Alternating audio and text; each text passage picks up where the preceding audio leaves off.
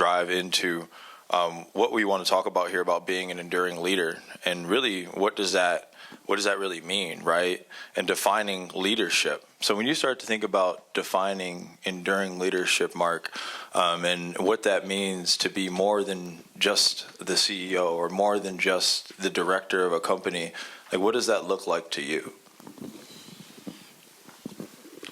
Well, first and foremost, thank you both for the opportunity to be here and for the invitation. I'm truly humbled by it. And I think being an enduring leader rests on that word, humility, being humble, respecting those that you surround yourself with. It's played a very important role in my career. I kind of came up through businesses where humility wasn't front and center, and it taught me how important it really was. And I made that the cornerstone to everything I did going forward, and it's why I'm here today, because that humility, that self-awareness, and the awareness of the people that I surrounded myself with became super important for me. And so my goal now is to continue to help people thrive and learn from the mistakes that I've made, and also learn how important humility is in the business world. Being a startup founder, asking people for money, it takes humility. I meet a lot of founders who come with, my superpower is, I don't really care what your superpower is. Are you humble? And do you treat others fairly and equally and allow them to stand on their own and see them thrive? That's what's most important. If you can do that, that's a superpower.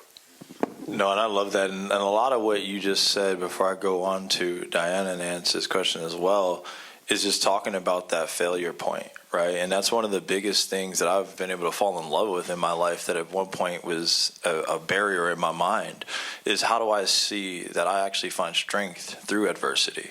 That it does not define me. It only builds me to make me stronger.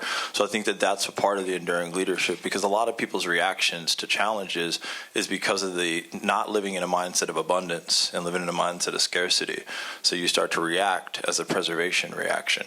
Diana, I know being in the venture world, you and I know this all the time. It's cutthroat. It's very, very fast moving. Failure is welcomed, but also persecuted.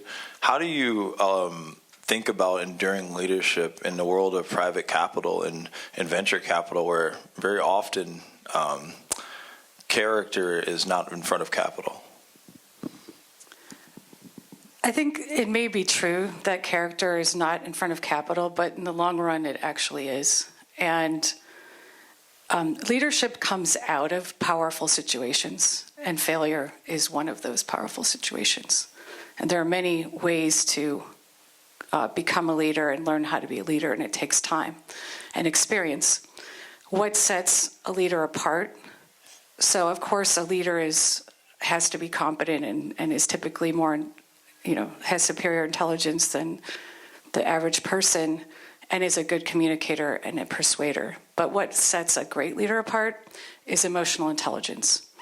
And the best definitions I've seen mean that it encompasses self-awareness, an ability to self-regulate, so an awareness of how to manage stress and emotions. It involves motivation, somebody who is an achiever for achievement's sake. And it's someone who has empathy and social skills. It doesn't mean you take on other people's emotions, but it means that you can see what it's like to be in their shoes. And so those are some of the key points that I think about. And it's also, in addition to what Mark said, it's people who are not threatened to learn from others. And it's absolutely humility. And whether or not you're in a cutthroat business or not, the great leaders will all have those qualities. No, I love that. And what you talked about is the E word, and that's empathy. And if anyone is looking to get into the world of innovation, actually, if you're just looking to look at problems differently, I urge you to look up a process called human-centered design. And I'm going to go into this in the workshop that we go into. But all of the great founders and makers that I get to see every single day all led with empathy, because it allows you to interpret the consumer's vision of the problem and not just how you see it. So I love that, and the way that you brought that up. And John, obviously you're building things every single day around some of the brightest people. There's a lot of smart people in the rooms around you constantly. How do you see enduring leadership in your world, managing so many brilliant minds and so much powerful energy in the room around you every day? Yeah, I really appreciate that question, because I think my goal is to surround myself with much smarter people than I am. In general, our company thrives on being innovators in our space.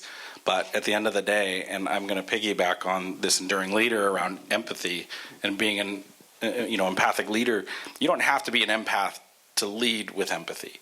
You just need to understand the value of empathy.